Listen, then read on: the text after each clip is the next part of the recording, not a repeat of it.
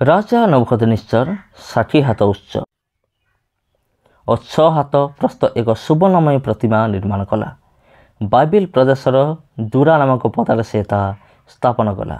तहिरे राजा नबुकदनेस्सर से जो प्रतिमा स्थापन करिथिला तार प्रतिष्ठा करने को आसिया पाई क्षितिपाल मानकु राज प्रतिनिधि मानकु और देशाध्यक्ष गण को विचारकर्ता गण को कोषाध्यक्ष गण को व्यवस्थापक गण को व्यवर्ता गण को और प्रदेश सकल शासनकर्ता गण को एकत्र करने राजा नबुकदनेस्सर लोक प्रेरण कला।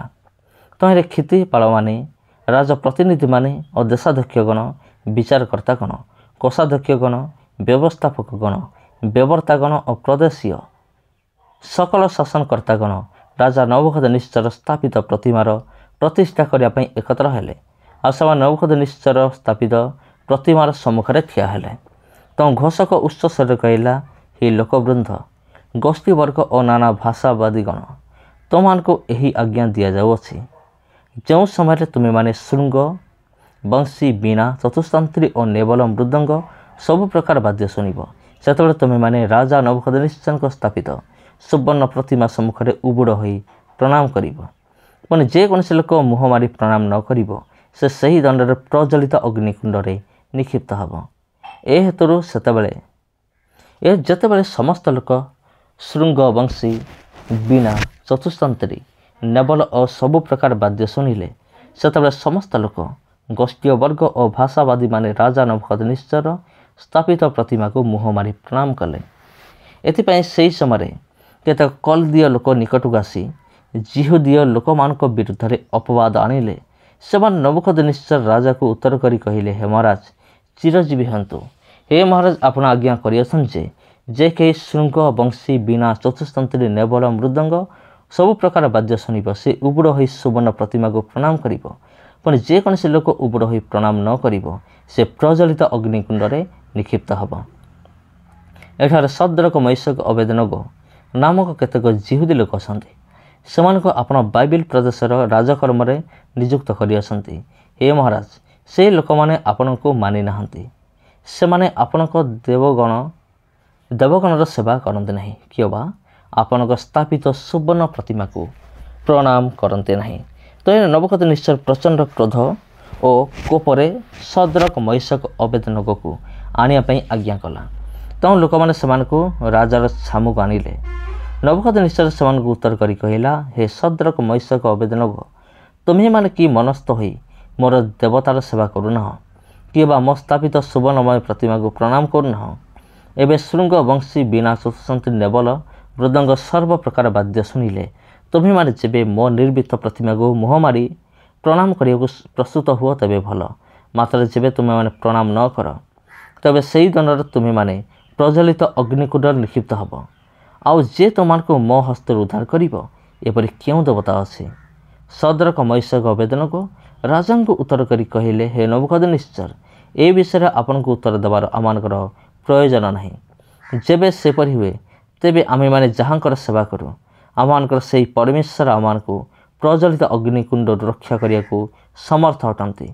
आउ हे महाराज से आपण हस्तर आमान को उद्धार करेंगे, मात्र जेबे न करती तेबे हे महाराज आम्हे माने जे आपण देवतागण सेवा करूँ ना किंवा आपण स्थापित सुवर्ण प्रतिमा को प्रणाम करूँ ना यह आपण ज्ञात हुंतु। एथिरे नबुकदनेस्सर कोपरे परिपूर्ण है और सद्रक मैशक अबेदनगोर प्रतिकूल तार मुख विकटाकार है। एथिपाई अग्निकुंड को साधारण परिमाण अपेक्षा 7 गुण उत्तप्त करने से आज्ञा देला। पुणी से अपना सैन्य मध्यरु केतक बलवान लोक सद्रक मैशक अबेदनगो को बांधि प्रज्वलित अग्निकुंड में पकड़ापी आज्ञा देला। तो से पुरुष माने अपना अपना पायजामा अंगरखा उत्तरीय अन्यान्य वस्त्र समेत बंधा जाई प्रज्वलित अग्निकुंड मध्य निक्षिप्त हेले। राजार आज्ञा अति व्यग्र और अग्निकुंड अतिशय उत्तप्त थिला। एथिपाई जो लोक मैंने सद्रक मैशक अबेदनगो को टेकी धरी से अग्निशिखार हत हेले। पुणी सद्रक मैशक और अबेदनगो ये 3 जन बंधा हो प्रज्वलित अग्निकुंड मध्य पड़े। एथिरे राजा नबुकदनेस्सर चमत्कृत हो शीघ्र उठिला। से अपना मंत्री मान कहला, आमे माने कि 3 जन को बांधी अग्नि मध्य पकई नथिलु। ରାଜାଙ୍କୁ ଉତ୍ତର କରି କହିଲେ, ସତ୍ୟ ମହାରାଜ। ରାଜା ଉତ୍ତର କରି କହିଲା, ଦେଖ, ମୁଁ ଅଗ୍ନି ମଧ୍ୟରେ ଗମନ କରିବାର 4 ମୁକ୍ତ ଲୋକ ଦେଖୁଅଛି ଓ ସେମାନଙ୍କର କୌଣସି କ୍ଷତି ହୋଇନାହିଁ। ପୁଣି ଚତୁର୍ଥ ଲୋକର ମୂର୍ତ୍ତି ପରମେଶ୍ୱରଙ୍କ ପୁତ୍ର ସଦୃଶ୍ୟ। ସେତେବେଳେ ନବୁକଦନେସ୍ସର ପ୍ରଜ୍ୱଳିତ ଅଗ୍ନିକୁଣ୍ଡର ମୁଖ ନିକଟକୁ ଯାଇ କହିଲା, ହେ ସର୍ବପରିସ୍ଥ ପରମେଶ୍ୱରଙ୍କ ଦାସ ସଦ୍ରକ ମୈଶକ ଅବେଦନଗ, ତୁମେମାନେ ବାହାର ହୋଇ ଏଠାକୁ ଆସ। ତହିଁରେ ସଦ୍ରକ ମୈଶକ ଅବେଦନଗ ଅଗ୍ନି ମଧ୍ୟରୁ ବାହାର ହୋଇ ଆସିଲେ।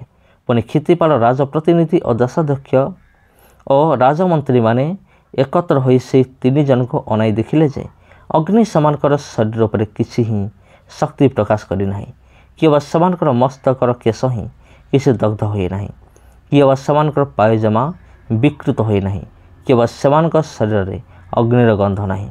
ନବୁକଦନେସ୍ସର କହିଲା, ସଦ୍ରକ ମୈଶକ ଓ ଅବେଦନଗର ପରମେଶ୍ୱର ଧନ୍ୟ, ଯେହେତୁ ସେ ଆପଣା ଦୂତ ପଠାଇଲେ ଓ ତାହାଙ୍କର ଯେଉଁ ଦାସମାନେ ତାଙ୍କଠାରେ ବିଶ୍ୱାସ କଲେ ଓ ଆପଣମାନଙ୍କର ପରମେଶ୍ୱର ଭିନ୍ନ ଯେପରି ଅନ୍ୟ କୌଣସି ଦେବତାକୁ ସେବା କିମ୍ବା ପ୍ରଣାମ ନ କରିବେ, ଏଥିପାଇଁ ରାଜବାକ୍ୟ ଅନ୍ୟଥା କରି ଆପଣା ଶରୀର ସମର୍ପଣ କଲେ। ସେ ସେମାନଙ୍କୁ ଉଦ୍ଧାର କଲେ। ଏଥିପାଇଁ ମୁଁ ଏହି ଆଜ୍ଞା କରୁଅଛି ଯେ ଯେଉଁ ପ୍ରତ୍ୟେକ ଗୋଷ୍ଠୀ ଦେଶୀୟ ଭାଷାବାଦୀ ଲୋକ ସଦ୍ରକ ମୈଶକ ଅବେଦନଗର ପରମେଶ୍ୱରଙ୍କ ପ୍ରତିକୂଳରେ କୌଣସି ଭ୍ରାନ୍ତିର କଥା କହିବେ, ସେମାନେ ଖଣ୍ଡ ଖଣ୍ଡ ହୋଇ କଟାଯିବେ ଓ ସେମାନଙ୍କ ଗୃହ ଖତରାଶି ହେବ, କାରଣ ଏ ପ୍ରକାର ଉଦ୍ଧାର କରିବାକୁ ସମର୍ଥ ଆଉ କୌଣସି ଦେବତା ନାହିଁ।